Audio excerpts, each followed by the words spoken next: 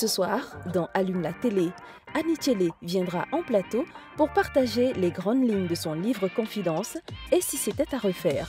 On parlera aussi innovation avec Fulbert Kofi Evans, promoteur du Chocoladrome, un concept à découvrir. Le grand rendez-vous des réseaux sociaux, ce sera tout à l'heure dans le radar du web avec le top des sujets les plus marquants de ces dernières 24 heures. L'actualité internationale, à travers le journal des JT et le zapping, ne manqueront pas de nous tenir à la une de l'actualité. Il est l'heure.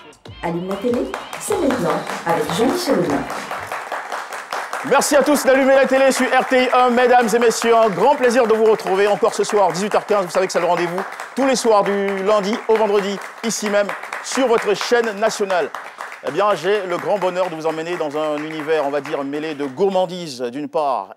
Gourmandise pour le chocolat. Ouais, chocolat qui, vous savez, est un produit fascinant, on va dire produit même planétaire. C'est une des grandes attractions depuis hier, puisque hier nous avons reçu ici un artisan chocolatier de renom et ce soir un entrepreneur dans le chocolat qui fut par ailleurs journaliste.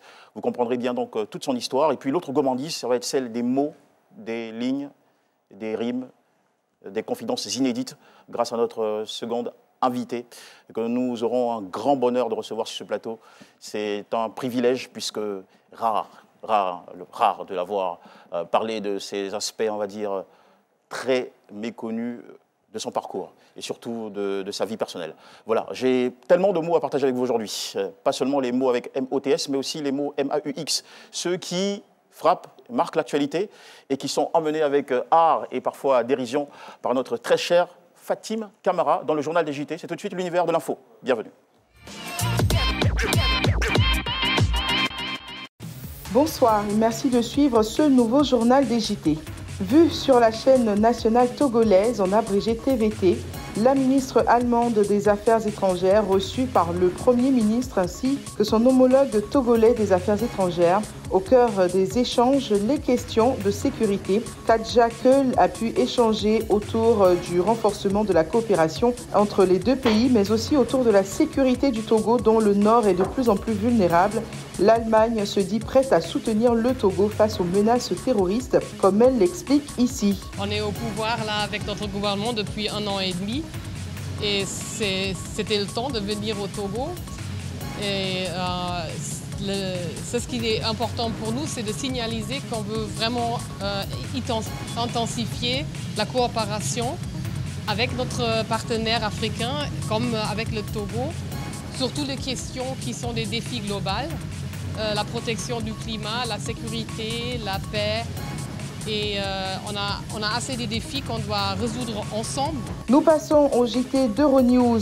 Volodymyr Zelensky, le président ukrainien, obtient de nouvelles livraisons d'armes et de véhicules blindés. Il voulait également s'assurer du soutien de ses alliés avant de lancer la contre-offensive qu'il prépare vis-à-vis de la Russie. Le président Macron, en tout cas, lui assure tout son soutien, comme on peut le constater ici. Nous avons décidé de livrer de nouvelles munitions. Nous avons décidé aussi et surtout maintenant de bâtir avec les Ukrainiens à l'est du pays des éléments pour former leurs troupes, former des bataillons qui seront en charge de mener la contre-offensive et de résister et de réparer les véhicules, les canons, parce que c'est aussi ça ce dont l'Ukraine a besoin. Et puis, dans le même élan, sur I24 News, l'Iran et la Russie renforcent leur coopération. Les États-Unis affirment d'ailleurs que Moscou aurait reçu plus de 400 drones de Téhéran depuis le début de la crise. La Russie aurait également reçu plus de 400 000 obus et 1 million de munitions au cours des 6 derniers mois. De l'autre côté, Téhéran a confirmé avoir acheté le mois dernier des avions de chasse. Cette coopération inquiète bien entendu la Maison-Blanche. Une affaire de Volodymyr, une affaire de Vladimir. Débrouillez-vous, hein. Faut pas, ça va arriver ici. Déjà, on dit huile a augmenté, sucre a augmenté, et tout ça, c'est à cause de vous deux là. Volodymyr, Vladimir. Bref, c'est tout pour ce journal des JT. Je vous dis à demain. La petite pensée d'humour dans le journal des JT, l'actualité sur votre émission. Vous le savez, tous les soirs, toujours multiforme. Nous allons donc tout de suite, sans tarder, vous envoyer en direction du Togo, où notre correspondant sur place, Lorenzo Keleki, nous propose une rencontre des plus inattendues, inédite, je veux dire. C'est un docteur en droit, mais non-voyant. Vous allez être inspiré, mais surtout émotionné à travers le contenu de cet échange.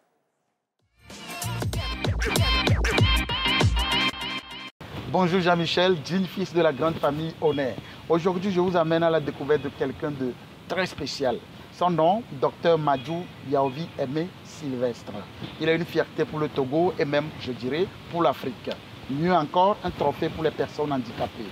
Dr Madjou Yaovi Aimé Sylvestre est le premier non-voyant ayant obtenu son doctorat en droit public en Afrique noire francophone. Monsieur Madjou, le jury, après avoir délibéré, vous élève au grade de docteur en droit à mention droit public avec la mention très honorable.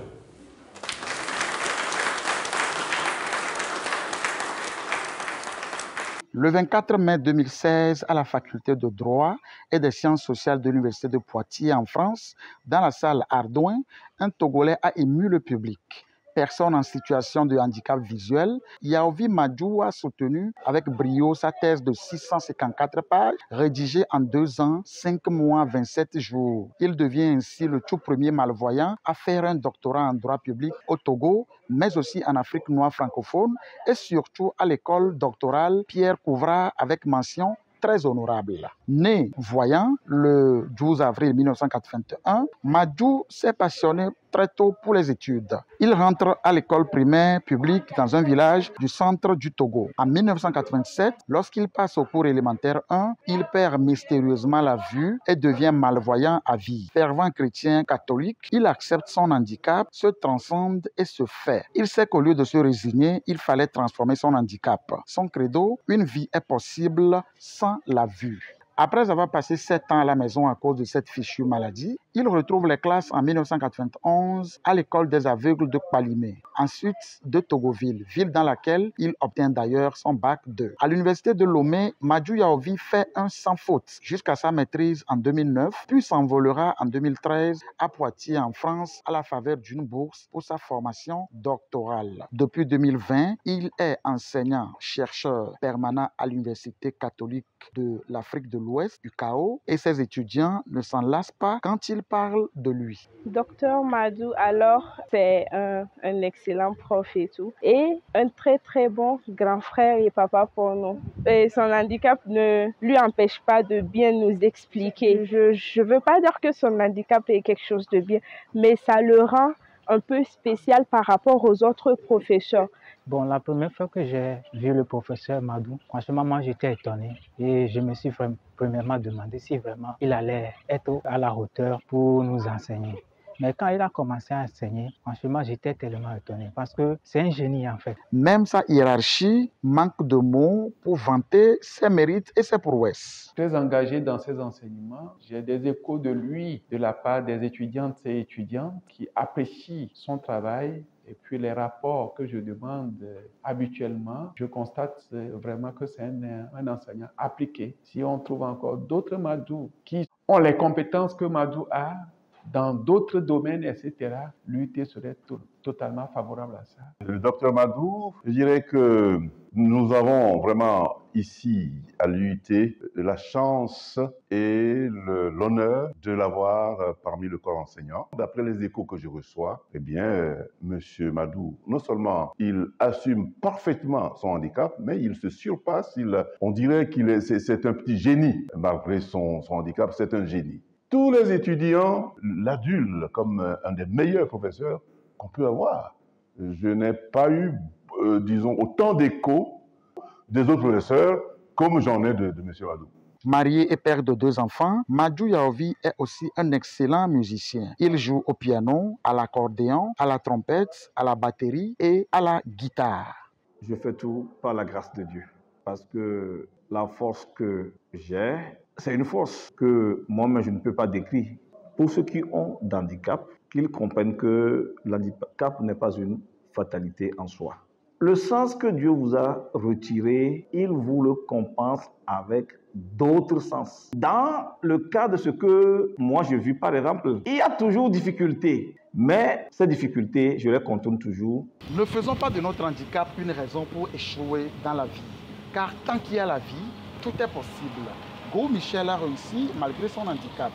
Madiou Yaobi a lui aussi réussi malgré son handicap visuel, comme vous l'avez vu. Ce n'est donc pas toi qui me suis qui devra échouer. Lorenzo Keleki depuis Lomé pour Allume la télé. Tout à fait. La télé reste allumée sur RTI1. Merci de nous suivre, mesdames et messieurs. Et vous avez remarqué une très très belle histoire émouvante et inspirante de ce docteur togolais qui nous enseigne bien que nous n'avons aucune excuse. Nous pouvons réussir, nous pouvons le faire malgré des difficultés personnelles et même contextuelles. Il faut donc être résilient, rechercher continuellement l'excellence. Et puis surtout, garder cette mentalité de jusqu'au boutiste. Merci beaucoup, Lorenzo. Question maintenant légitime. Quels ont été les sujets les plus populaires ces dernières heures sur Facebook, Twitter et Instagram en Côte d'Ivoire? Nous avons tous les détails grâce à notre radar du web. Sur Facebook, pour ouvrir ce radar, en position numéro 5 dans les tendances du méta, nos éléphants, petite taille. L'équipe nationale ivoirienne de football de petite taille s'apprêtait à participer à la Coupe afro-asiatique. Organisée ce mois-ci au Maroc sur la toile, les internautes solidaires, suite aux publications d'images et de vidéos, ont soutenu qu'éléphant, il n'y a pas son petit. 395 056 interactions ces dernières 24 heures ont été générées par ce sujet. Je vous invite à regarder en bout de leur entraînement.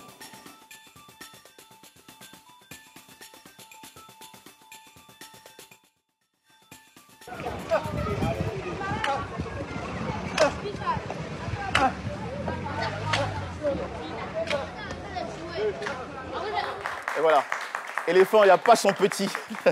Ok.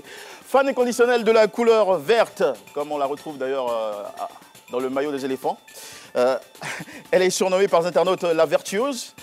Morissette Aolia, actuellement 4e dans les tendances méta, ancienne collaboratrice de manager confirmée, a laissé entendre que de toute sa collaboration avec l'artiste, elle n'aurait reçu que 4 robes vertes. Ce que de nombreuses personnes sur la toile considèrent comme une bonne affaire, vu que la jeune dame ne jure que par le vert. 508 000 interactions sur ce sujet qui a fait naître plusieurs autres polémiques. Numéro 3, un accident de circulation. Les images d'une caméra de surveillance dans la ville d'Aboisseau montrent un accident de circulation d'une violence extrême. Diffusée sur la toile en guise de sensibilisation, la vidéo fait depuis le tour du réseau jusqu'à 630 751 interactions en 15 heures. Numéro 2, le FC Barcelone, grâce à sa victoire obtenue sur le terrain de l'Espagnol dimanche dernier, le FC Barcelone a remporté la 27e Liga de son histoire. Si les scènes de liesse populaire ont inondé la toile, le coup de cœur des Ivoiriens s'est naturellement porté sur Franck Kessié, tenant avec fierté son drapeau orange-blanc-vert. 850 000 interactions ces dernières 17 heures pour la panthère de Zébizekou et ses coéquipiers. Et puis le sujet le plus populaire du moment est lié à Bébé sans os de Mans. La phonétique n'est décidément pas une mince affaire pour lui et l'homme aurait mieux fait de rester dans un registre moins périlleux, comme son fameux roucascas de la mâchoire, avec 1 300 000 interactions ces 14 dernières heures. Sa séance insolite de spot au studio a fait mourir de rire des milliers d'internautes. On ne vous en dit pas plus, regardez ce petit élément vidéo. Askia les banquiers. Askia les banquiers. Askia. Askia. As. As. Qui. Qui. Askia. Akia. Askia. Asia. Non. Aski. Asi. Non. Qui. Aki. Aki. Non. Askia. Akia. Non. Askia. Asia. Askia. Asia. Askia. Asia. As. Sia. As. On ne peut pas s'empêcher de se marrer dans cette émission. Arrivons 3e dans la vague sur Instagram à présent, Juste Crépin Gondo. Il est la cible de nombreuses femmes ces dernières 24 heures depuis qu'il a déclaré qu'il serait impossible pour lui d'être avec une femme qui ne fait rien. Une pluie de flèches féminines s'abat sur celui qui se définit comme un influenceur positif. Emma Loès et Sarah Davila en seconde dans les intérêts sur Instagram. La toile est en branle-bas. Sarah Davila, l'ex de Bordeaux Likoufa, aurait affirmé que l'UDM, Emma Loès, avait pourtant rencontré le père de son enfant dans une boîte de nuit. Pour information, Emma Loès avait soutenu qu'une femme ne devrait pas du tout accepter de se faire draguer en boîte de nuit. Petit rappel avec cet élément vidéo. En fait, vous êtes jeune et vous êtes ignorant. Il y a quelle bonne rencontre qui se fait en boîte de nuit? Une femme ne doit même pas accepter qu'on la drague en boîte de nuit. En boîte de nuit, les gars, ils viennent pour chasser. Ils viennent pour s'amuser. Toi, t'es une pro ou quoi? Toi, normalement, t'es une femme, tu viens en boîte avec tes copines, vous vous éclatez, vous partez. À part si tu es le genre de fille qui va en boîte avec ses copines pour attendre qu'un gars vienne les aborder, pour payer leur boisson, ensuite rentrer avec eux. Voilà, si t'es ce genre de meuf, c'est ta vie, je vais pas te juger. Mais... Chacun son avis, chacun son opinion. Le sujet qui bat les records en ce moment sur Instagram aujourd'hui, c'est un marathon de cuisine. La chef et influenceuse Hilda Bassi a battu le record du monde de la personne ayant cuisiné le plus longtemps, pendant des jours, sans dormir. La cuisinière nigériane a dépassé 87 heures et 45 minutes derrière ses fourneaux, ce qui représentait jusque-là le record inscrit au Guinness Book, poussé, bien sûr, encouragé par des populations locales et des encouragements de plusieurs personnalités également à noter. Tiwa Savage, le gouverneur de Lagos, ou encore le président Muhammadu Buhari. Elle a continué sur sa lancée jusqu'à atteindre les 100 heures. Sur Twitter, le radar a aussi scanné, et résultat donc des comptes, troisième dans les trends, le Camerounais Francis Ngannou, l'ancien champion poids lourd de l'UFC, s'est engagé ce mardi avec la PFL, Professional Fighters League, une organisation américaine concurrente, une nouvelle d'ailleurs, qui fait déjà des heureux sur le réseau social. Numéro 2, la création d'une commission d'enquête parlementaire. Si pour de nombreux internautes cela ne changera rien, les députés ont décidé je parle de députés ivoiriens, de la création d'une commission pour faire la lumière sur la crise des data mobiles qui a secoué le pays en avril dernier. Puis le sujet qui a généré le plus de tweets aujourd'hui, c'est un fait divers, une écolière qui a perdu la vie après avoir été électrocutée au niveau du carrefour Faya à Cocody suite à la forte pluie. Selon les témoins, elle rentrait de l'école avec sa nounou lorsqu'elle a marché dans une flaque d'eau qui recouvrait un câble électrique enfoui. Toutes nos condoléances à la famille éplorée. Insolite, pour finir ce radar, quand on ne connaît pas la réponse, eh bien, il faut trouver une bonne raison. Et juste après la pub, on revient. Bonsoir monsieur. Bonsoir, s'il vous plaît, excusez-nous. Quelle est la capitale de Ouagadougou? Là, mon ami, je ne sais pas. Hein? Hein? Pareil, je suis un peu souffrant. Ah, t'es souffrant?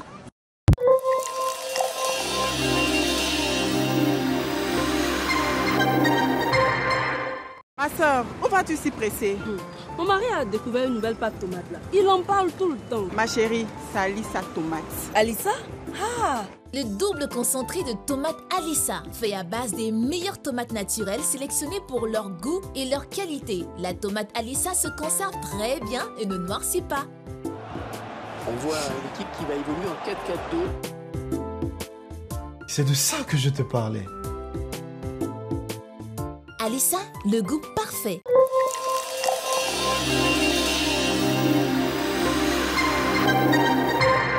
La télé est allumée sur RTI1, nous sommes en retour de pub. Merci de nous suivre ici tous les soirs, 18h15, mesdames et messieurs. Merci aussi à notre très aimable public.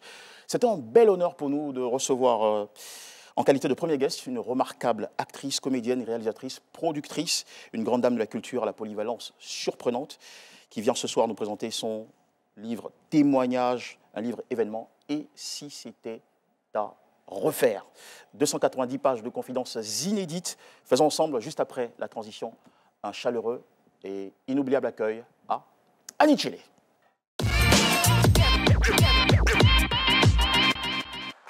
Annie Tchélé sur le plateau d'ALT. Annie Tchélé, bonsoir et merci pour le que vous faites. Bienvenue. Bonsoir. Attention à la chaise. Ouais. La chaise se barre. Voilà. Voilà. Et voilà, je vais demander une nouvelle fois des ovations bien nourries pour notre guest qui nous a rejoint. Merci beaucoup. Très brillamment habillé, Annie Tchélé. Merci beaucoup. Comment allez-vous en ce moment? Je vais très bien. Super. Très bien. Super. La grâce de Dieu, je vais bien. Voilà, c'est rassurant. Il est indispensable et à toutes fins utiles d'indiquer, alors que je vous reçois maintenant, peut-être pour ceux qui vous découvrent ou qui vous connaissent partiellement, de manière sommaire, votre parcours, votre pédigré. Vous êtes actrice, vous avez été actrice dans une dizaine de films réalisés par de grands noms africains. Roger Mbala, Désiré Carré, Henri Duparc, Djibril Diop Mambéty, Sijri Bakaba.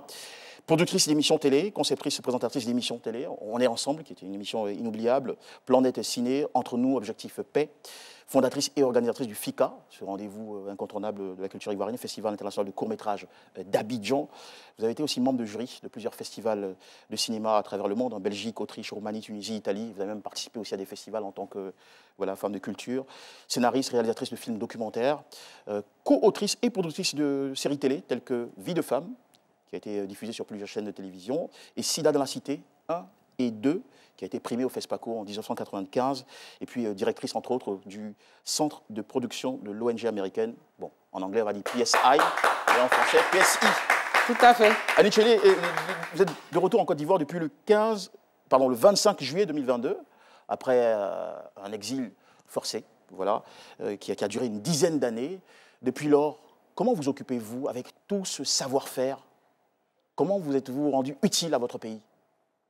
Depuis que je suis revenue? Depuis le retour, oui. En fait, je suis revenue, d'abord je vous dis merci. Merci de me recevoir dans cette maison qui est mienne. La maison bleue que je retrouve avec beaucoup, beaucoup d'émotions. J'ai revu tous ceux que j'avais laissés. Quelques-uns nous ont quittés malheureusement. Mais c'est avec beaucoup d'émotions que je suis sur votre plateau. Alors oui, je suis revenue en juillet 2022, après 11 ans d'exil, mais je ne suis pas restée. J'étais venue pour faire la levée de deuil de ma mère qui était décédée pendant cet exil-là. Et je suis repartie. Je suis revenue au mois de novembre. Et là, je suis repartie. Je suis encore revenue maintenant pour le livre. Voilà, donc je fais pour le moment des légers allers-retours. Voilà, j'essaye de me réorganiser. Mais ça va se faire, le définitif va venir. D'accord. Et donc vous êtes entre Abidjan et quelle autre capitale du monde? Entre Abidjan, Bruxelles et Paris. Bruxelles et Paris, d'accord. Génial. Votre actualité, c'est bien ça. Et si c'était à refaire, confidence sur un parcours de vie. Et pour présenter en vos propres termes cet ouvrage, vous dites en page 6, j'ai dévoré cet ouvrage hier nuit. Wow. Franchement, j'ai été impressionné par la franchise, le courage de dire certains mots. Je pense qu'à votre place, certaines personnes auraient évité même d'aborder certaines vérités dans cet ouvrage-là. Mais vous l'avez fait. Vous êtes jusqu'au boutiste, on va dire. C'était important de le dire. Pleine de conviction, vous avez partagé vos déceptions, vos joies, vos petits bonheurs. Enfin, bref. Vous dites, à la page 6, ce livre n'est pas une fiction. Il est le fruit de mon vécu de 10 ans d'exil, une sorte de journal intime qui raconte mon quotidien, mes pensées, mes attentes, mes espoirs, mes peines, mes douleurs, mais également mes joies, mes petits bonheurs, ainsi que mon cheminement spirituel. Tout à fait. C'est ça qu'il est. C'est vraiment ce livre, c'est un livre témoignage qui raconte, comme vous dites là, comme je l'ai écrit, le vécu quand je commençais, c'était 10 ans d'exil, mais quand j'ai fini, ça faisait 11 ans. Donc, qui raconte ce déchirement, cette dévastation de quitter un pays qu'on n'avait pas voulu quitter. Moi, j'ai jamais voulu vivre à l'étranger, mais par la force des choses, j'ai dû partir et avec ma famille, en échappant à beaucoup de choses. Et donc, ce livre-là, c'est vraiment, ça raconte, ça part de 2011 à 2022. Voilà, c'est un témoignage. Et c'est vrai que ce n'est pas une fiction, ce n'est pas un roman, je n'ai pas fictionnalisé mon vécu. J'ai dit ce que j'ai vécu. Et en parallèle, je raconte aussi mon parcours personnel, professionnel, familial et tout, pour que les choses soient un peu plus claires dans la tête de tout le monde. Voilà. Et cette expression de fin-là est importante pour moi, pour que les choses soient encore plus claires dans la tête de tout le monde. Oui. C'est important pour vous de faire un point, d'éclaircir les choses sur votre personnalité. Tout à fait. La perception que le monde a de vous. Tout à fait. Il était important que je dise qui je suis, d'où je viens. Parce que quelquefois, il y a beaucoup d'amalgames. Nous sommes dans une société de scoop, de buzz. Et quelquefois, on peut dire des choses qui ne sont pas les choses. Et donc, vous en avez été beaucoup... Oui, moi, j'en suis victime, mais ce n'est pas si important. Je pense que... Peut-être oui, c'est la raison d'ailleurs de cet ouvrage aussi. Oui, je pense que quand on est une personne publique, quand on fait un métier public, on doit s'attendre à ce qu'on ne plaise pas forcément à tout le monde. On doit s'attendre à ce que des gens réécrivent votre histoire.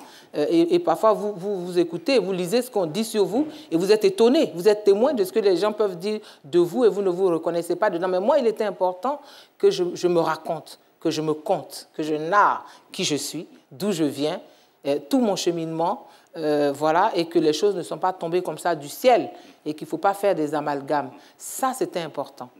Apporter la correction. D'accord. En tout cas, moi, j'ai parcouru cet ouvrage et j'avais l'impression d'être dans une sorte de carnet intime tenu par une bonne dame avec des dates bien précis, des dates qui sont mises en relation avec des événements personnels, des événements de l'actualité, de l'histoire de ce pays. J'ai le sentiment que c'est une sorte de... Vous répondez à un devoir de mémoire ou de préservation de la mémoire, pas seulement de votre histoire, mais aussi de celle de notre pays? Oui, un peu, parce que, en fait, je n'étais pas partie au départ pour écrire un livre. Moi, je ne suis pas écrivaine, hein. Moi, je suis cinéaste. Je suis du cinéma et de la communication. Ce qui s'est passé, c'est que quand on est parti, qu'on est arrivé à Bruxelles, pendant quelque temps, j'ai perdu l'usage de la parole. Le choc a fait que je ne parlais pas. Donc, qu'est-ce que j'avais? Moi, de toutes les façons, j'ai toujours écrit. Donc, qu'est-ce que je faisais? Je mettais sur papier, j'avais des carnets comme ça, je mettais sur papier ce que je ressentais au jour le jour. Comment je me sentais à la fin de la journée ou au début de la journée. Mais parfois, ça a été des périodes où ce n'était que des prières qui ne sont pas dans le livre. Mais donc, ça a été vraiment... Ce livre, c'est ma thérapie. C'est-à-dire que ça m'a aidé pour guérir. Et donc, pour guérir physiquement, pour guérir spirituellement aussi. Et ce qui m'a soigné, c'est l'écriture et ma foi en Dieu. Oui, vous en parlez dans cet ouvrage, hein, parce que vous êtes passé par le vide, par le questionnement, par la mélancolie, l'épuisement, la douleur atroce, avec le décès de votre maman. Elle était surnommée Népé. Oui, qui veut dire la lampe. La lampe. Ouais. La lampe. C'était la plus... Et Tchélé veut dire clair de lune. On est dans la lumière en permanence. Là. Ouais. Vous en parlez dans votre ouvrage, vous dites que ça a été la plus grande perte de votre vie, une sorte de grand chagrin, et mêlé un peu aussi à du regret, peut-être. Beaucoup de temps avec elle, parce qu'elle était à la fois un père et aussi dans les fonctions de maman pour vous. Tout à fait, oui. Elle a joué le rôle du père parce que elle et mon père ont divorcé assez vite, donc je suis restée avec elle et elle a joué ce double rôle-là de père et de mère, mais c'était une femme avec une forte personnalité et donc qui m'a donné... La première chose qu'elle m'a donnée, c'est la liberté. Elle a dit, il faut que tu sois libre. Elle ne supportait pas tous les dictats. Et donc, on avait une relation tellement fusionnelle. Pourtant, elle a eu d'autres enfants, hein, mais j'étais son aînée. On avait une relation fusionnelle. Et si je suis restée en Côte d'Ivoire, que je n'ai jamais voulu aller ailleurs, vivre ailleurs... Vous le dites même dans le livre? Oui, c'était pour elle, parce qu'il fallait qu'on soit ensemble. Pourquoi avait donc-elle besoin de vous avoir à ses côtés? C'est moi qui avais peut-être besoin d'être avec elle. Finalement. C'est moi qui avais besoin d'elle. Cette femme-là, c'est moi qui avais besoin d'elle. Et ça a été... C'est une femme, je l'appelais ma queen. Donc, quand j'ai créé ma société de production, j'appelais African Queen Prod, mais c'était un rapport à ma mère et à toutes ces femmes africaines qui jouent le rôle de père et de mère, qui éduquent les enfants, ou même qui sont dans des foyers, mais qui sont les piliers du foyer. C'est une ode à la femme et à la mère. Et c'est un reproche aussi au père absent, distant? Je ne peux pas faire de reproches. Un appel à... Oui, je me focalise sur ce qui est bon, ce qui est positif. Je fais abstraction de ce qui n'est pas. Vous l'avez fait aussi en ce qui concerne votre père? Mais mon père, oui, non, je n'ai pas fait abstraction. On s'est retrouvés après mon père. Quand j'ai grandi, quand j'ai eu 8 ans, j'étais avec ma mère. Et puis mon père a su que je travaillais bien à l'école. Mais mon père était enseignant, il était instituteur. Donc il était sensible à ça. Et donc il est venu me prendre. Et c'est mon père qui m'a donné, par exemple, la fibre artistique. Ça, c'est mon père. À danser, à lire. La lecture, c'est mon père. Le premier livre que j'ai lu, c'était Abla Poku. J'avais 10 ans. Il a mis entre mes mains, il dit « lis ça ». Et puis j'ai lu. Donc, les deux ont apporté chacun quelque chose, mais entre les deux, je ne veux même pas juger. C'était des histoires d'adultes. C'est clair, pas des histoires d'enfants. Alors, parlons de votre retour en Côte d'Ivoire. On ne peut pas parler de vous sans ce retour. Vous dites... en page 285, tout s'est dessiné, bon, il y a toujours une date, 30 juillet 2022. Oui. Tout s'est dessiné, décidé, organisé assez rapidement dès le 7 juin dernier, après ma rencontre à Paris avec le ministre de la Réconciliation nationale, M. Kouadio Konan-Bertin, Kakabé. C'est lui l'artisan que Dieu a suscité et que je ne remercierai jamais assez. Il m'a dit que le président Ouattara l'avait mis en mission pour amener les exilés. Et effectivement, certains étaient rentrés du Ghana 1 an plus tôt. Pourtant, j'étais hésitante. Je n'y croyais pas vraiment. Je ne savais surtout pas quoi en penser. Je craignais ce retour tout en l'espérant. J'ai beaucoup stressé. Tout à fait. J'ai beaucoup stressé et je n'étais pas, très franchement, je n'étais pas... je ne sais même pas si j'étais prête à rentrer en Côte d'Ivoire parce que dans ma tête, je me disais, est-ce que ce pays-là, je crois que je le dis quelque part dans le livre, est-ce que ce pays-là va m'accepter, va m'aimer, parce que j'ai eu tellement mal. Et c'est vrai, le ministre Kakabe, je le dis, c'est lui qui m'a, 7 juin à Paris, il m'a donné rendez-vous. Il dit, il faut que tu rentres. J'ai dit, comment ça, il faut que je rentre? Et il me dit, oui, comme je dis là, que oui, le président Ouattara m'a mis en mission. Je dis, bon, il t'a mis en mission, mais moi, ça ne veut pas dire que moi, je dois rentrer. Et il a joué sur autre chose. Il a dit, je suis à Caen et ma mère est d'Ida. Donc, on est un peu de la même culture. Et dans notre culture, il faut que tu rentres pour évacuer le décès de ta mère. Ça va te faire du bien. C'est l'argument. Mais vraiment, ça s'est décidé vite, quoi. Voilà. Et je suis rentrée, je lui dis merci. Je l'appelle mon tuteur. C'est mon tuteur en Côte d'Ivoire. Et parlons de remerciements. Ça tombe bien que le mot soit sorti. Il y en a une certaine dose dans votre ouvrage. Il y a beaucoup de gratitude. Il est empli de gratitude à l'endroit de Dieu, pour la santé, pour la vie, comme si vous aviez maintenant une autre approche ou une approche plus profonde de la vie, de l'appréciation qu'il faut en faire. Oui. Et à l'endroit aussi du chef de l'État ivoirien, à l'endroit d'acteurs culturels qui vous ont soutenu, d'amis personnels. Vous ne manquez pas de citer les noms avec précision. Oui. Tout ça a son sens. À son sens. C'est vrai que moi, je suis croyante, je suis chrétienne, et la reconnaissance est biblique. C'est-à-dire que quand vous êtes dans le désert et que quelqu'un vous tend un verre d'eau, même si un jour vous avez un château d'eau, le verre d'eau qu'on vous a tendu dans le désert a valeur du château d'eau. Donc, je n'oublie pas. Moi, je n'oublie pas. Si on me fait du bien, le plus petit bien, je le reconnais. Et je dis merci. Je dis merci à tous ceux qui ont été... Moi, je ne connais pas le chef de l'État. Je ne le connais pas. Mais le ministre Kakabe me dit que c'est lui qui l'a envoyé pour ramener les exilés. Je lui dis merci. Le chef... Voilà, c'est tout. Je lui dis merci. C'est aussi simple que ça.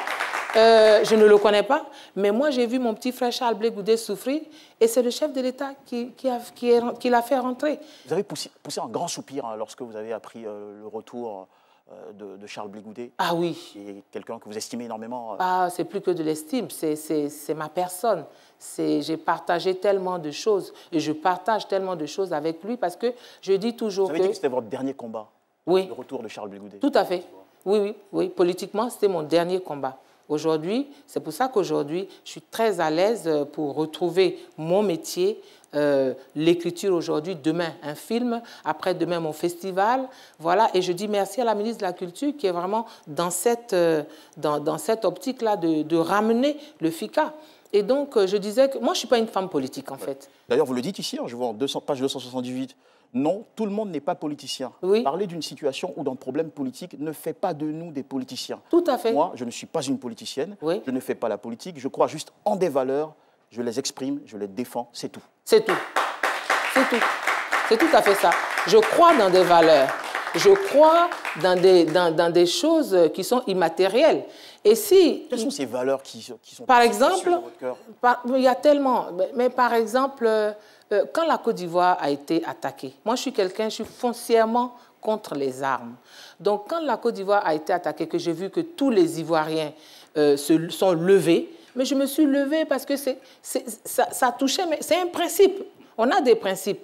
Donc je ne me suis pas levée pour quelqu'un et je ne me suis pas levée contre quelqu'un. Je me suis levée pour mes valeurs, pour la justice. Vous n'êtes pas levé pour quelqu'un, vous n'êtes pas levé contre quelqu'un. Je me suis levée pour mes valeurs. Voilà, c'est ça. Je me suis levée pour mes valeurs. Et aujourd'hui, je le redis encore, si la Côte d'Ivoire vivait la même situation d'agression et que les Ivoiriens se levaient, je me lèverais tout aussi. C'est des principes de vie. On n'est rien si on n'a pas de principes, si on se renie, si on fait des contorsions. Moi, je ne suis pas une femme d'argent.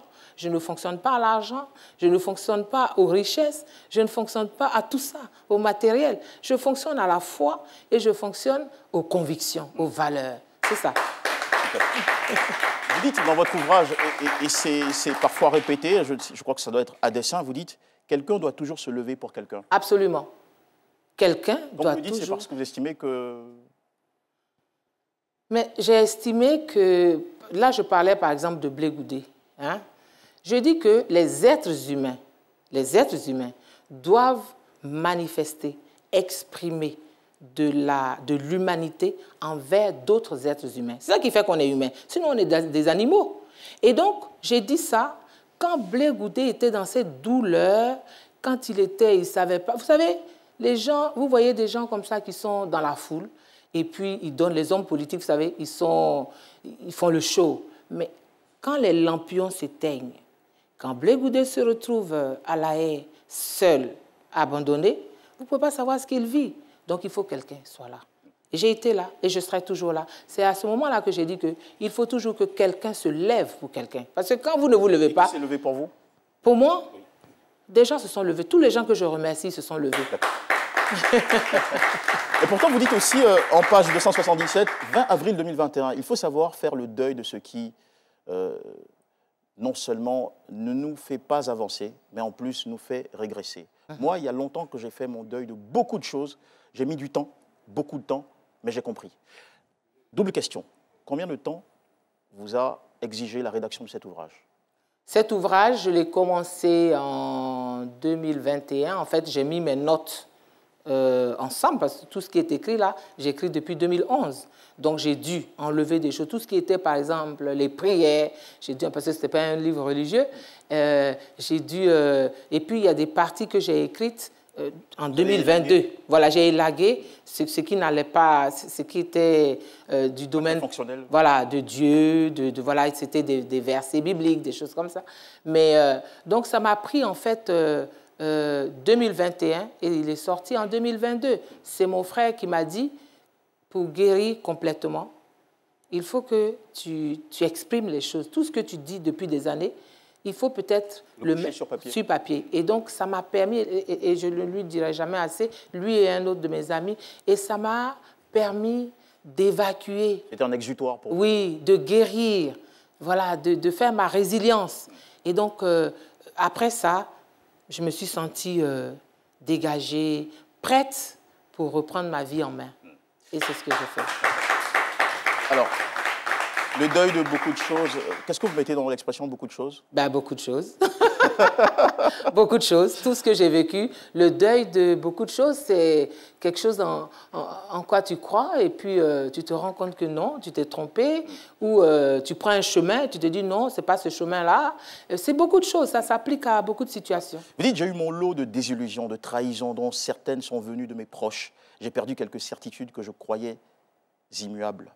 Et j'ai connu le deuil atroce de ma mère dont je ne me remets pas. Des certitudes que vous croyez immuables. Oui. Comme quoi on apprend toujours. Comme quoi on apprend toujours. La vie est dynamique. La vie elle est dynamique. Donc, oui, on apprend toujours. Et on apprend toujours. Il faut accepter d'apprendre. Super.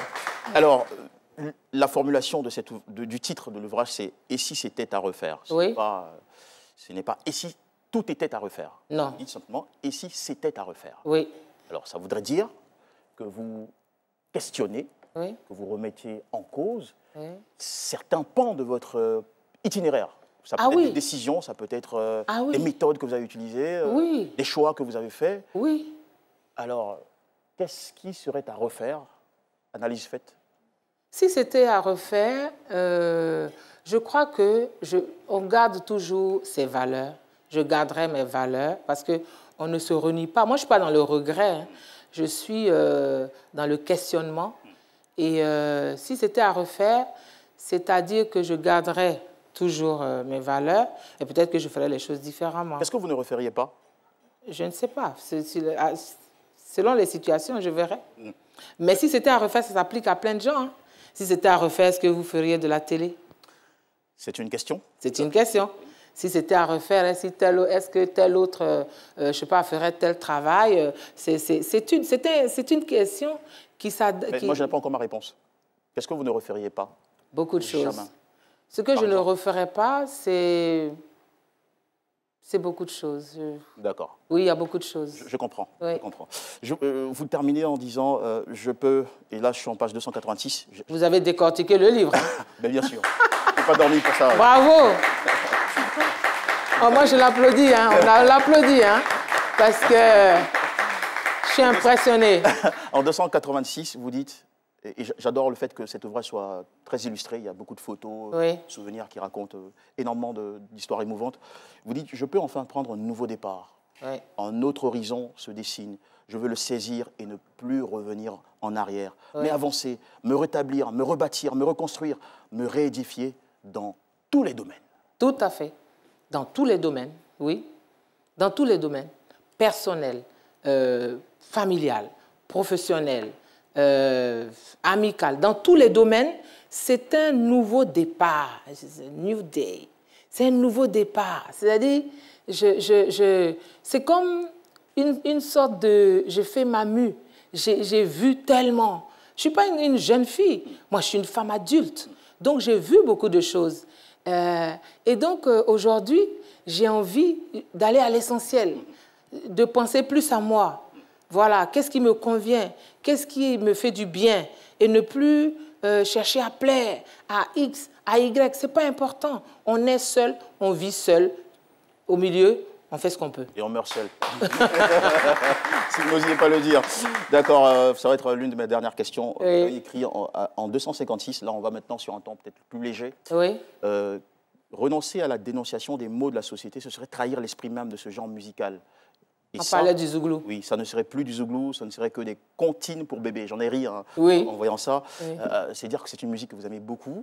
C'est une musique de notre temps, c'est une musique urbaine, c'est une musique qui dénonce. Donc si on dit aux zouglous... C'est peut-être ça le lien avec vous?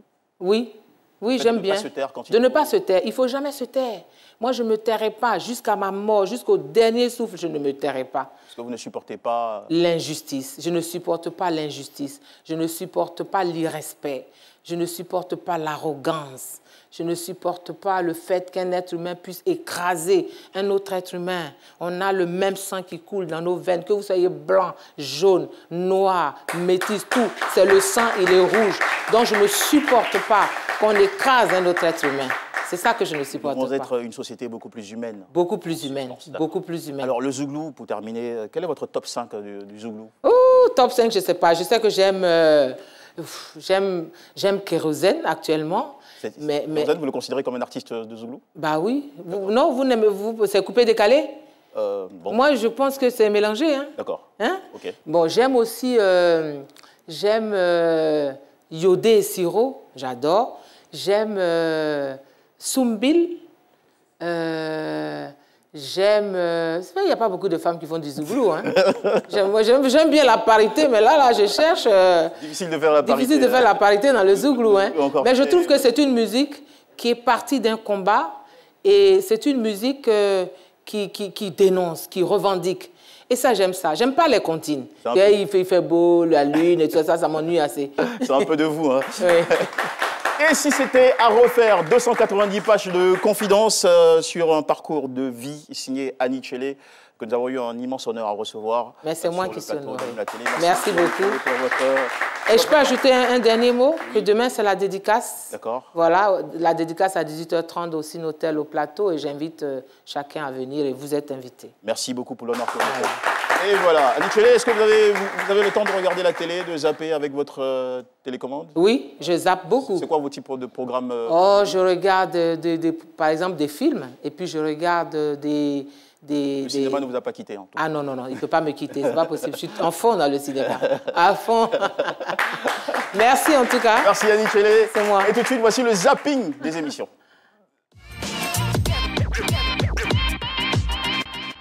Vous savez, en fait, dans les relations, par moment, quand il arrive des difficultés, c'est ça. Voilà, chacun attend de l'autre forcément quelque chose une dernière fois. Tout à fait. La réconciliation, la joie, ou bien un moment d'un souvenir qu'on a eu l'habitude de faire ensemble. C'est ça. Donc c'est ce qu'on essaie de retranscrire dans cette chanson. Je vous ai dit que nous allons manipuler les chiffres et les lettres. Cela demande une attention particulière. Parce que l'Afrique a un incroyable talent. En Afrique, nous sommes les meilleurs. L'Afrique est le seul continent où tu peux gagner les élections et perdre les résultats.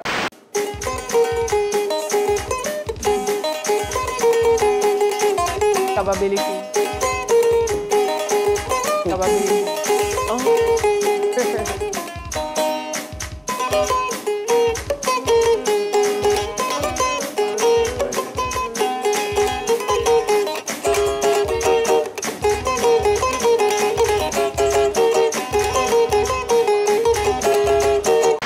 Les cougars, c'est fini. On avait dit d'investir dans les non-unants historiques, il y a toujours un truc qui se casse la gueule. Ah, des frais, des frais, des frais. Ah. Ouais. Tu me diras, il y a des exceptions, hein. Oui, qui ça? Brigitte. Hein? Macron. Non, ça c'est pas... Eh ben, tiens le coup, hein. Bon, c'est bon, ouais. Ah, je l'ai vu à l'enterrement de la reine d'Angleterre, j'ai hésité entre les deux, hein. Bon, arrête. La dernière fois, j'ai posté une photo de moi et ma femme, et puis il y a une fille qui a commenté en bas, ta femme n'est même pas jolie. J'ai dit, oui, moi-même, je sais ça. Si elle était jolie, tu penses que c'est moi, elle va marier. La télé est allumée sur RTI. Merci de nous suivre. Le rendez-vous, c'est tous les soirs ici à 18h15, du lundi au vendredi. Tout comme on va à l'Alocodrome ou au Garbadrome en Côte d'Ivoire, mesdames et messieurs, on peut aussi se rendre au Chocoladrome. C'est un restaurant d'un nouveau genre, à la carte savoureusement variée, ouverte par un journaliste devenu entrepreneur et surtout militant du produire, transformer et consommer local. Fulbert Kofi Evans est notre guest. Faisons-lui bon accueil.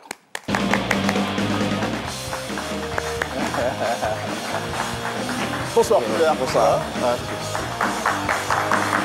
C'est pour toi. Ça c'est pour moi? Oui, c'est pour toi. Oh, c'est gentil. C'est fait... oui. Je suis sur une belle soirée. C'est beau ça, c'est très joli. Bien emballé, il y a du violet, du marron, du vert. Ouais. C'est très coloré ça. Et c'est fait en panier. Ah ouais. C'est fait local. Super. Ouais.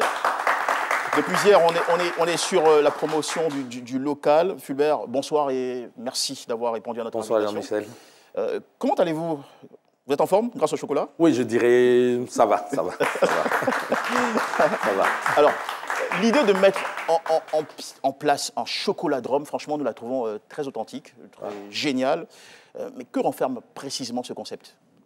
Le chocoladrome, c'est démocratiser la consommation du chocolat. Et pour moi, dans l'esprit, c'est que nous ne pouvons pas être premier producteur mondial de cacao et puis ne pas profiter du fruit leader du cacao qui est le chocolat. Et pour que chaque Ivoirien se retrouve dans le chocolat, il fallait créer, ou je vais dire, il fallait le mettre au niveau de tous les Ivoiriens. Or, chaque Ivoirien aussi sait ce que c'est qu'un beledrome, un shawarmadrome, un gabadrome, un alocodrome, un placalidrome. Un placalidrome, il y a djanjoudrome. Donc de là, c'est venir, puis tu dis, OK, on va faire un chocoladrome. Donc il dit qu'on va transformer et puis consommer sur place. Qu'est-ce qu'on retrouve dans la carte de votre chocoladrome? Dans la carte du chocoladrome, c'est des boissons chocolatées et des boissons cacaotées. Et puis, c'est du chocolat et de la pâtisserie faite à l'ivoirienne, parce que c'est chez nous que vous allez trouver du bofloto avec du chocolat. Chez nous, vous allez trouver du déguet avec du chocolat. Chez nous, vous allez trouver tratra avec chocolat. Voilà. Et c'est chez nous aussi que vous allez trouver des boissons, je dirais, nulle part vous allez les trouver, mais c'est fait à base de cacao.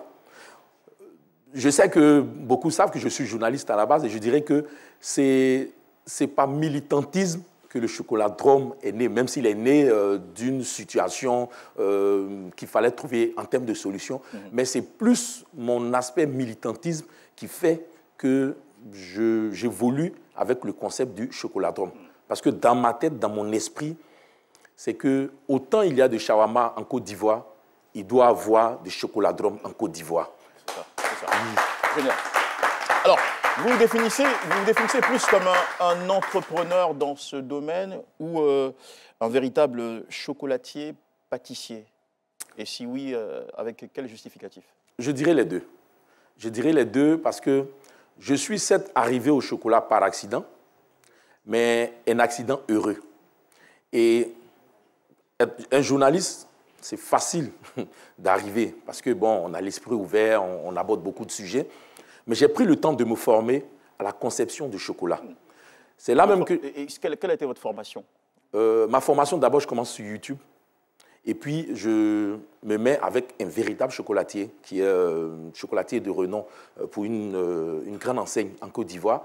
Et j'ai sacrifié tous mes week-ends. Donc la passion vous conduit vers des tutos sur YouTube pour apprendre à voilà, pour apprendre, travailler le chocolat. Tout à fait. J'apprends avec des tutos. Et puis, voilà, je réalise. Vous dites, je veux devenir professionnel. Je veux être professionnel. Donc, je m'en vais vers un professionnel et qui m'apprend les rudiments. Voilà, parce que y a ce que vous regardez à partir d'un tuto, mais dans la réalisation, souvent, le résultat n'est pas ça. Mais personne ne peut apprécier juste à l'instant. Est-ce que le savoir-faire n'est voilà, est-ce que visuel. Hein. Tout à fait. Donc pratique, effectivement, expérience. Effectivement. Et donc on va voir véritablement la pratique. Je vais vers un chocolatier qui est certifié. Et puis je lui dis, je veux apprendre. Et je découvre l'univers véritable du chocolat et ce qu'il y a à l'intérieur. Mais comme je vous l'ai dit, mon côté militant fait que je me dis, je ne me limite pas au chocolat, mais c'est qu'il faut trouver une solution aussi au cacao sans que ça ne soit chocolat. Donc, ce qui fait que dans mes créations, vous allez trouver des créations chocolat, mais vous allez trouver des créations chocolatées. Voilà, parce que dans l'esprit des Ivoiriens, lorsqu'on parle de chocolat, les gens voient plus... La tablette. Voilà, c'est juste la tablette, ce qui fait que jusqu'à aujourd'hui, je suis à ma 3e année, je n'ai pas encore de tablette. Je présente le chocolat autrement, voilà, sous diverses formes. Et vous voyez que j'arrive, mon chocolat est mis dans un panier qui non, fait... Non, ce n'est pas votre chocolat, c'est mon chocolat. Ah oui. Oui, ok. Voilà, donc, je vois que pour t'offrir du chocolat, je l'ai mis dans un panier. Chez moi, vous allez trouver du chocolat servi dans des calebasses. Chez moi, vous allez trouver du chocolat servi dans des feuilles d'attiéké. Oui, parce que... Comment se traduit de manière plus pratique votre combat pour le transformer local à travers le concept chocolat de Rome? Je retiens quelque chose tout à l'heure. Est-ce que vous transformez sur place? Est-ce que vous avez une politique de collaboration avec des fournisseurs ou des producteurs locaux, des cacaoculteurs? Expliquez-nous comment vous militez dans ce sens, en faveur de la production locale. C'est sur toute la chaîne. Le chocolat que nous produisons est fait par nous-mêmes à partir des fèves de cacao des producteurs. Nous avons une première partie de notre unité comme ça à Beaunois. Et lorsqu'on finit, on vient en atelier qui est à la Riviera 2. Et tout le process, c'est nous-mêmes qui le faisons. Parce que, comme je dis, notre militantisme, c'est qu'au final, on puisse avoir toute la chaîne de valeur avec des Ivoiriens à l'intérieur. Que ça se passe sur place. Parce que si on laisse partir les fèves de cacao et nous revenir en produits transformés, il y a une partie de la chaîne de valeur qu'on perd. Or, on voit tous que les jeunes ne travaillent pas. Ils ne travaillent pas pourquoi? Parce qu'il y a une partie de la chaîne de valeur qui s'exporte. Or, aujourd'hui, on doit pouvoir faire en sorte que toute la chaîne de valeur soit sur place. Les producteurs, après les producteurs, on transforme. Après la transformation, on consomme.